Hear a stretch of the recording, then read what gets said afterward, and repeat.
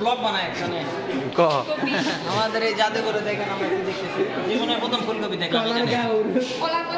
জীবনের প্রথম দেখলাম এখানে এসে এটা বাংলাদেশ জাতীয় জাদুঘরে এগুলো কালেকশন আছে এই আসেন আপনাদের আলু দেখায় আলু জীবনে তো আলু দেখি নাই আলু জীবনে প্রথম এখানে জাদুঘরে এসে আলু দেখলাম 40 টাকাতে টিকিট কাটে জীবনে প্রথম আলু দেখলাম মূলাও একটু দেখেন যেটা মূলা যারা যারা এগুলা কিছু দেখেন না তারা এখানে এসে দেখে যাবে এদের তো গাজর দেখা দিস ইজ বানানা